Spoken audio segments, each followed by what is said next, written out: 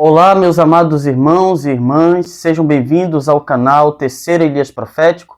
Se você é novo no canal, não esqueça de se inscrever, deixar o seu like. Você que já é um inscrito, por favor, deixe o seu like, compartilhe com outras pessoas. Talvez você tenha entrado neste vídeo por conta do tema. E esse tema ele é importante porque nós vamos fazer um react da mensagem do pastor Ayrton Killer.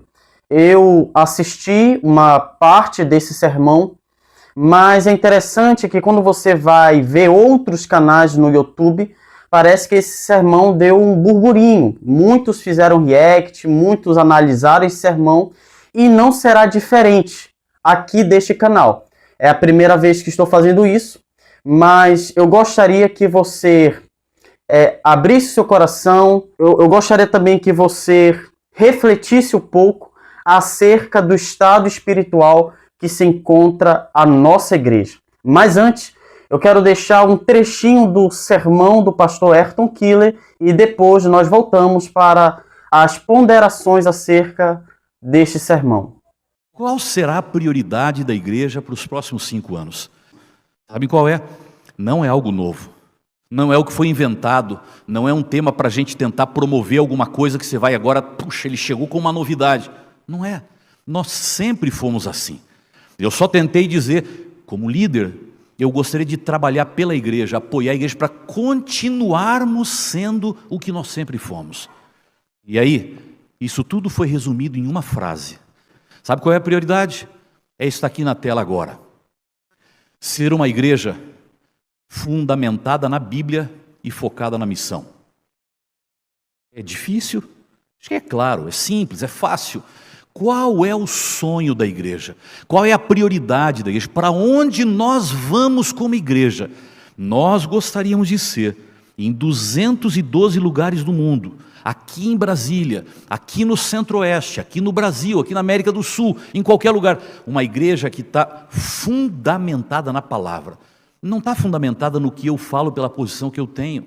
Não está fundamentada na apresentação que o pastor Mateus fez, nem no que o pastor Jean falou, por líderes de igreja que eles possam ser.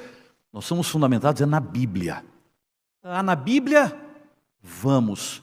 Não está na Bíblia, não importa quem falou. É o meu pastor, eu amo de todo o meu coração. Não está na Bíblia, não é a rota que nós vamos seguir como igreja. Nós não temos que vender a nossa identidade para trazer pessoas para a igreja. Nós não temos que botar num liquidificador os princípios dessa causa, porque senão o povo não vem. Quanto mais profundas forem as raízes, mais abundantes serão os frutos. Não negocie a nossa identidade para tentar ganhar corações. O Senhor é muito claro. Quando a identidade é clara, o que acontece? A missão é forte, porque as pessoas não querem vir para um movimento falsificado, eles não querem vir para um movimento aguado, já tem muito por aí. Ou você mostra que você tem uma identidade clara, é bíblica, é coerente, vem do Senhor, e as pessoas vêm com você. Ou se você começa a disfarçar muito, a pergunta é, por que eu iria para a sua igreja? 8 princípios que deixam isso claro para nós. Primeiro deles, nós somos o remanescente de Deus. E este remanescente de Deus precisa ser reconhecido pelo poder da sua consagração e não pela grandeza da sua instituição. Nós somos o remanescente de Deus, que precisa ser conhecido, não porque tem Novo Tempo, Casa Publicadora Brasileira, igrejas em lugar, a educação adventista. Essa não é a nossa marca, são nossas ferramentas. Nós temos que ser conhecidos não pela grandeza da nossa instituição, mas pela força da nossa consagração, fundamentados na palavra. O nosso chamado é para encher a igreja ou para encher o céu? Nosso chamado não é para encher a igreja, o nosso chamado é para encher. Talvez alguém diga, pastor, você está jogando contra a missão da igreja? Nós queremos os nossos templos cheios, eu também, é claro que nós queremos isso. Agora, irmãos, a nossa prioridade não é ver o povo entrando no batistério e sentando no banco da igreja. Isso é parte do processo. O que nós queremos é ter certeza que essas pessoas são fiéis a Deus e estão se preparando para a volta de Jesus. Porque o nosso foco não é dizer, batizei, sentou aqui, graças a Deus, vamos atrás do próximo. Eu preciso ter certeza que essas pessoas estarão no céu, porque esse é o foco principal da Igreja de Deus. Por isso, fundamentados na palavra. Nossas igrejas, e olhem bem para isso, porque líderes de igreja, tem muita comissão tomando decisão, que precisaria pensar um pouquinho mais nisso aqui. Nossas igrejas precisam de uma mudança de conteúdo, não de formato. Mudanças cosméticas não transformam corações. Olha, vamos pintar a igreja de preto por dentro e botar um tonel aqui na frente, porque aí o pessoal vai gostar. Gente, isso não transforma corações. Olha, se a gente colocar uma fachada super moderna e gastarmos uma fortuna para passar 10 anos pagando, aí o pessoal vai passar na rua e dizer, vamos entrar. Tudo isso pode ajudar. Mas não é isso que transforma o coração das pessoas. Você pode pintar a sua igreja de todas as cores que você quiser. Se o Espírito Santo não estiver lá dentro, nada vai acontecer. Você pode reformar e ampliar e modernizar e colocar ar-condicionado. Não é ruim, isso é bom, a gente gosta. Mas você não pode descansar nisso pensando, se fizer isso, vai dar um boom. Gente, mudanças cosméticas não transformam corações. A nossa metodologia não pode conflitar com a nossa teologia, porque, irmãos, o que a vida da igreja tem mostrado é que quando teologia e metodologia se conflitam, a metodologia sempre vence a teologia. O que eu quero dizer com isso? Quando você decide fazer coisas na sua igreja mais pragmáticas, para chegar mais perto dos jovens, para poder conquistar mais pessoas, para ser mais relevante na sociedade, e você deixa a teologia de lado para ter uma fórmula mais atraente, quando esses dois entram em conflito e você prioriza o formato e a metodologia, a teologia perde a batalha, a identidade fica mais fraca e o poder do Espírito Santo não pode mais trabalhar entre nós. A nossa identidade tem que ser nossa prioridade. Eu não vou responder e vocês também não precisam responder, mas elas têm me incomodado. E incomodam a mim porque eu também tenho que respondê-las. Como os líderes da associação e da união também têm que responder. Assim como cada um tem que responder pela sua igreja, pastores e líderes. Nós estamos cuidando da mensagem com o mesmo zelo que nós cuidamos dos edifícios, das reuniões e dos eventos. Por que eu estou perguntando isso? Porque às vezes a gente renova uma igreja e a gente chega a botar diácono na porta para o povo não tocar com o pé na parede, para não sujar. O que nós acabamos de fazer custa uma fortuna. A gente faz um evento ou uma reunião, a gente gasta o dinheiro de um ano da igreja para bancar aquela festa que nós vamos fazer. Mas quando chega na doutrina, quando chega, não mexe com isso não. Isso vai arrumar muita antipatia, como pastor é melhor não tocar nesses assuntos. Se você começar a pregar de doutrina, se você começar a defender a nossa identidade, os irmãos vão ficar desconfortáveis. Cada um tem que ter direito de pensar da sua forma. Espera aí, mas eu estou matando e morrendo pelo prédio da igreja, eu estou gastando uma fortuna para fazer um evento, um espetáculo, um show, um congresso, mas quando eu chego na identidade, eu simplesmente tiro a minha canela e falo, cada um faz o que quer. Qual é a minha prioridade? Bom, meus amados irmãos, como vocês viram, esta é um pequeno trecho de um sermão do pastor Ayrton Killer. Sei que não é novidade para ninguém que a Igreja Adventista do Sétimo Dia é a igreja remanescente, ou ela se intitula como a igreja remanescente, pois cremos que a sua origem está em Apocalipse capítulo 10, ali o seu papel em Apocalipse capítulo 12 e a sua mensagem em Apocalipse capítulo 14. Mas também nós cremos que esta igreja que se diz remanescente também é a igreja de Laodiceia. É uma igreja que não está nem quente e nem fria. Ela está morna, a tal ponto do próprio Cristo ameaçá-la. Estou a ponto de vomitá-la da minha boca. E diante desse sermão, nós vimos que é um apelo que o pastor Ayrton Killer faz à igreja do Senhor. Eu gostaria de tirar alguns pontos positivos dessa mensagem. O primeiro ponto é que o pastor Ayrton Killer reforça a missão da igreja. No decorrer do sermão, ele faz uma pergunta. Nós fomos levantados para encher a igreja ou para povoar o céu? Nós sabemos muito bem que o objetivo da Igreja Adventista do Sétimo Dia existir é para exaltar as verdades da palavra de Deus que o protestantismo apostatado, juntamente com o catolicismo, tem derrubado e estão fazendo de tudo para derrubar a doutrina do sábado, a doutrina da mortalidade da alma e outras doutrinas essenciais que estão contidas na palavra de Deus. Então, o nosso objetivo é trazer à tona essas mensagens que foram lançadas por terra. Mas o nosso intuito também é salvar, é povoar o céu. Este é o propósito da existência da Igreja Adventista do Sétimo Dia. Outro ponto positivo que vale ressaltar desse sermão é que ele vai enfatizar a identidade da igreja.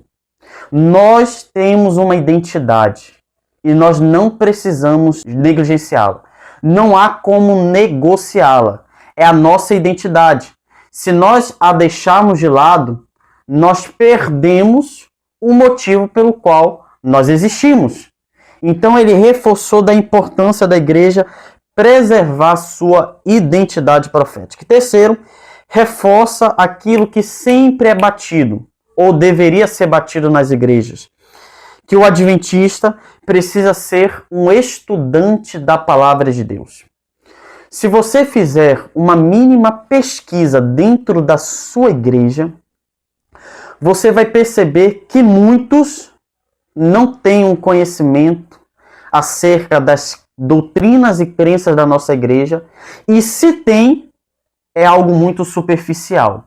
Então ele enfatiza a necessidade do adventista conhecer as doutrinas e as crenças da sua igreja. Por quê? Porque elas estão dentro da palavra. Elas têm um amparo bíblico. E também o cristão ou o adventista do sétimo dia precisa ter uma vida profunda de oração. Então, esses são os pontos positivos que devem nos despertar para querer algo melhor, para que venhamos a sair deste estado espiritual. Mas agora, eu gostaria de fazer algumas ponderações, algumas reflexões.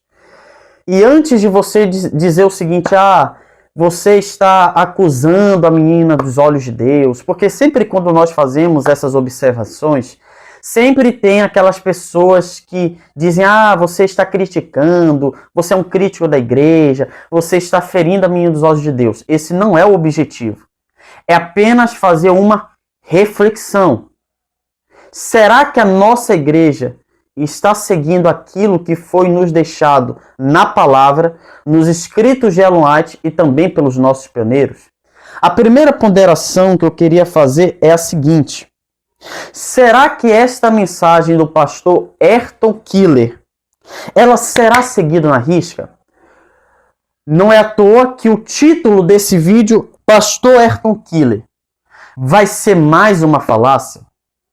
Porque o que eu tenho percebido é que a nossa igreja ela é recheada de mensagens, mas na prática, muitas vezes, não se coloca em prática aquilo que foi pregado no púlpito. Então, pastor Ayrton Keller, o Senhor vai colocar esta mensagem, o Senhor vai praticar esta mensagem aí no seu mandato? Porque o senhor precisa, como presidente, eu sei que não é fácil administrar muitas igrejas, mas o senhor precisa cobrar. Porque o que eu tenho visto, que muitos pastores nossos não têm seguido esta mensagem, ou não têm seguido muitos pontos das nossas crenças e doutrinas. Exemplo. Sobre a questão de reverência. O senhor, pastor Ayrton Keller, colocou no seu vídeo que muitas vezes aquele negócio, coloca ou não ali o camburão dentro da igreja, o latão de tinta. Coloca ou não. E aí muitas vezes utiliza-se meios para atrair jovens. Eu sei que não há uma regulamentação quanto a isso. Mas como presidente, se isso está afetando e não está trazendo o povo para a mensagem, mas só está atraindo porque é algo novo, porque as igrejas estão fazendo, então o Senhor tem que conversar, pedir assim, olha, já chega disso. Substituir o púlpito da igreja por um latão de tinta. Então, assim, o que eu percebo é há duas falas. O Senhor diz uma coisa e na prática é outra. Nesses eventos jovens, que muitas vezes, infelizmente eu digo isso, não tem nada de Jesus. Compara muito dos nossos eventos com os eventos ali feitos pela igreja quadrangular, pentecostal. Tem alguma diferença? É o povo, jovens pulando, jovens gritando, fazendo dos cantores da Novo Tempo seus ídolos. Cantores e pastores não estando bem adequados, mas com roupas inadequadas. O que vai ser da nossa igreja? É por isso, pastor Ayrton Kiro, eu faço essa pergunta. Esta mensagem será seguida à risca ou apenas palavras lançadas ao vento? Segundo, será que os pastores da nossa igreja, eles serão cobrados? Porque uma coisa que o Senhor enfatizou no seu sermão é que os pastores precisam alimentar o rebanho. E o que nós temos visto? Pastores negligenciando o que é mais essencial para a vida de um cristão, que é a pregação bíblica. Compara, meu querido irmão, meu querido amigo, você que está assistindo esse vídeo. Compara os pastores de hoje, todos os pastores, porque há pastores que pregam. E eu assisto muitos pastores adventistas. Não são todos que eu assisto, mas pastores mesmo que pregam a mensagem do remanescente. Mas você, meu irmão, compara a mensagem do seu pastor com a mensagem de pastores do meio reformado. O que eu tenho percebido é que muitas vezes os pastores de outras igrejas estão pregando aquilo que era para os nossos pastores pregarem. Eu me lembro de um evento destinado à juventude, era um evento dos desbravadores, aonde o pregador daquele dia tinha ali a oportunidade de tratar sobre santidade, sobre a relevância bíblica, sobre a importância do jovem estudar a palavra de Deus, ter uma vida de oração. Ele ficou: vocês são lindos, vocês são príncipes, vocês são princesas de Jesus, e ficou nisso. Vocês são príncipes e princesas de Jesus.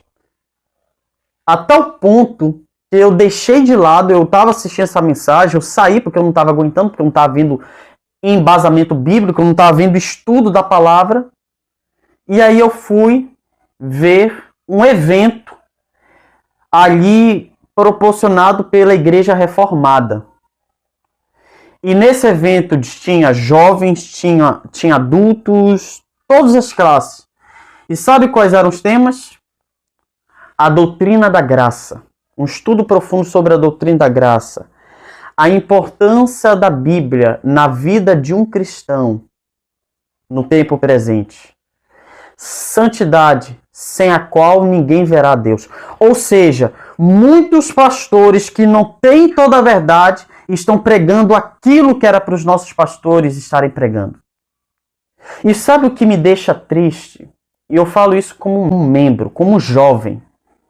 Sabe o que me deixa triste? É que muitas vezes pastores que eram para trazer embasamento são piores do que muitos membros que nunca sentaram numa cadeira de teologia. Eu não estou falando com isso, eu não estou falando que o Espírito Santo não pode usar qualquer pessoa. O que eu quero dizer é que é o dever do pastor ensinar o seu rebanho. Hoje você não vê pastores fazendo semanas de oração, finais de semana. Você não vê muitas vezes pastores ensinando sobre o livro do profeta Daniel, ensinando sobre o livro do Apocalipse, sobre temas proféticos. Você não vê isso.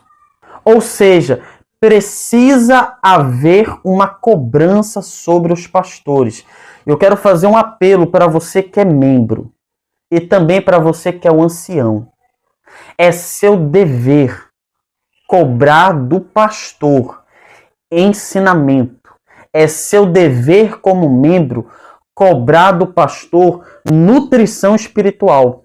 É aquilo que o pastor Hernandes Dias Lopes, no seu sermão Pregação Expositiva, disse que é o dever da igreja investir no seu pastor, mas também é dever da igreja cobrar o seu pastor caso ele não esteja alimentando o rebanho. E é por isso que você, que é ancião, está sobre os seus ombros zelar pela sua igreja. Eu quero me dirigir a você que é ancião e também agora que foi aprovado anciã. Está sobre os seus ombros zelar pela pregação bíblica, zelar pela identidade da igreja. Porque o que eu tenho visto é que muitos anciãos não querem que sejam tratados em suas igrejas ou na sua igreja temas proféticos. Eu tenho um ministério, que é esse ministério do YouTube e também assim de pregar nas igrejas. É o ministério Terceiro Elias Profético. E eu trato temas proféticos que têm um embasamento dentro da Bíblia e dentro do espírito de profecia. E um dia eu fui pregar em uma igreja e após o sermão, o ancião veio, parabenizou o sermão, o estudo, etc. E aí ele disse o seguinte: olha, eu vou ver uma data para você vir. E aí eu disse para ele: olha, eu trabalho com sábados proféticos, é um sermão pela manhã e um sermão pela parte da tarde. Também trabalho com finais de semana. Vamos nos organizar. Aí o senhor senta com a liderança. Também, se eu quiser me ajuda, a gente pode também organizar para a gente fazer um sábado profético ou um final de semana. Sabe o que esse ancião disse? Eu vou ver aí, vou ver se vai dar, tá bom? O irmão que tem o seu contato. Aí, se der, eu entro em contato com o senhor. Se não, aí te vê aí uma data mais para frente. Ou seja, se fosse eu que visse um jovem ou um pastor que está me oferecendo algo para nutrir a minha igreja, eu já iria ver a data, já iria marcar logo com antecedência. Mas o que eu percebo é que muitos líderes e pastores não estão nem aí com a pregação do evangelho. Mas isso é por acaso? Não. Veja o que está escrito no livro Testemunhos para Ministros, na página 116 e 117.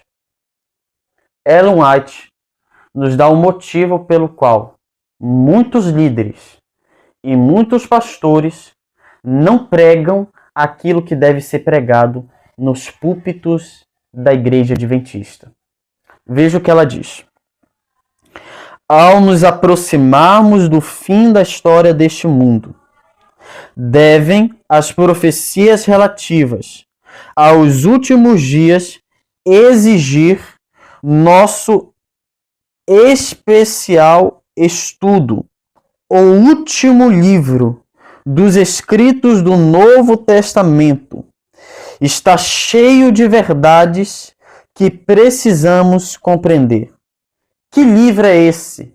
Que ela diz que está recheado de verdades. É o livro do Apocalipse.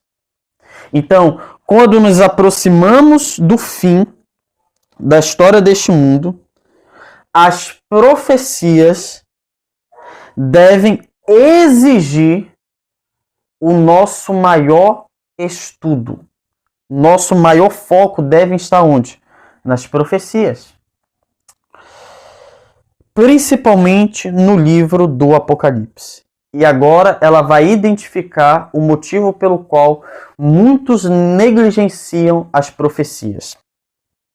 Ela diz: Satanás tem cegado o espírito de muitos, de modo que se tem contentado com qualquer desculpa por não tornarem o Apocalipse motivo do seu estudo.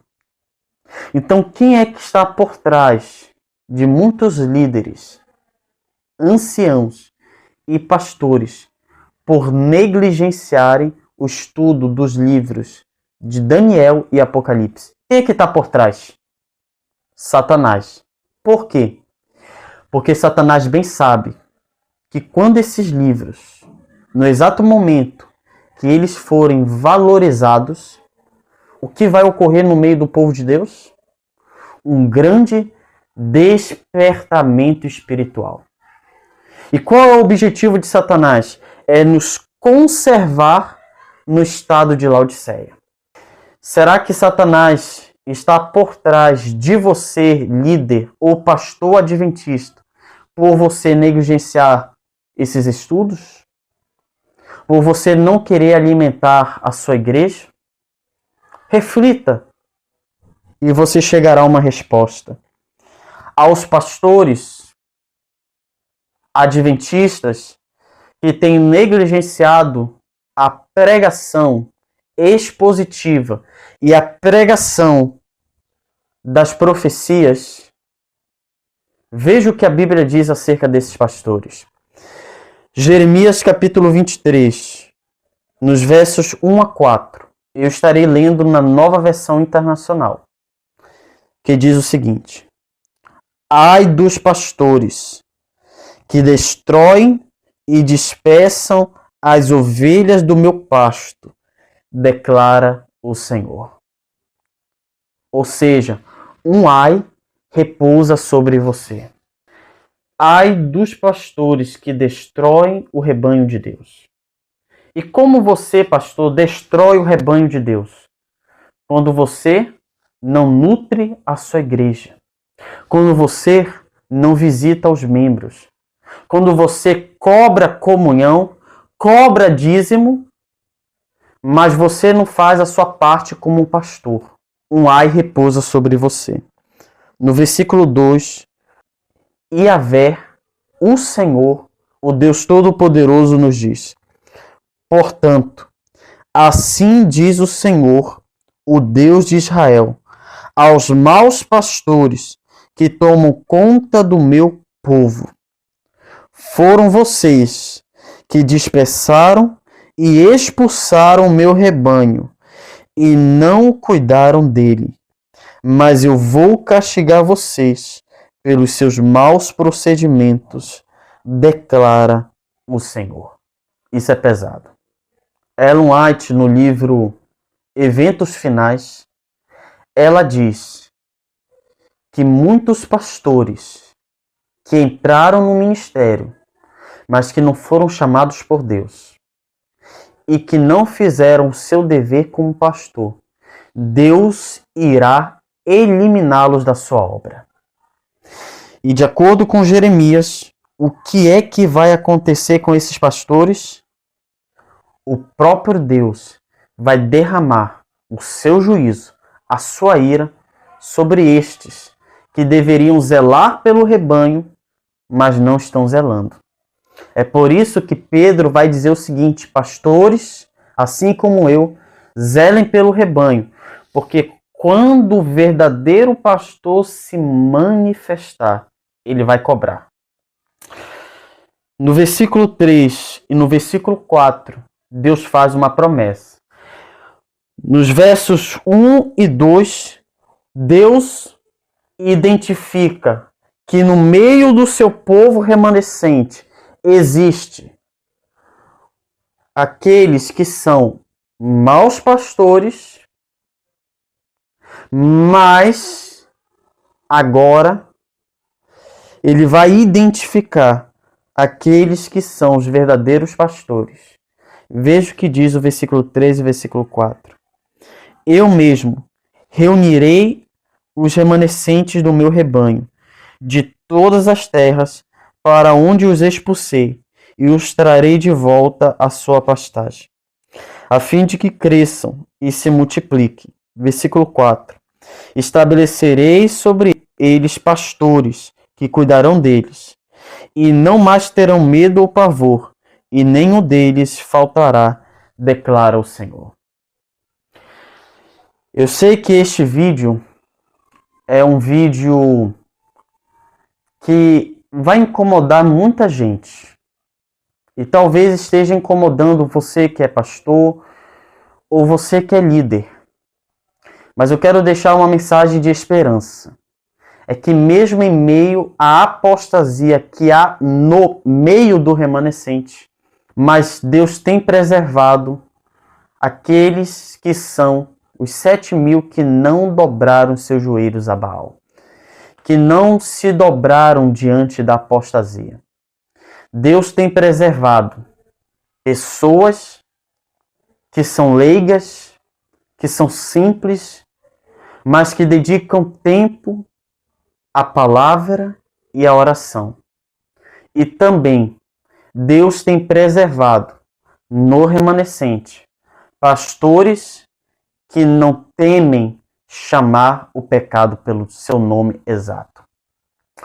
Que Deus nos abençoe, que Deus nos dê graça, que Deus nos ajude a perseverar naquilo que é certo e que Deus venha despertar a nossa liderança e os nossos pastores para que eles venham preparar um povo para o breve retorno de Jesus e para o derramamento do Espírito Santo. Que Deus os abençoe grandemente. Amém.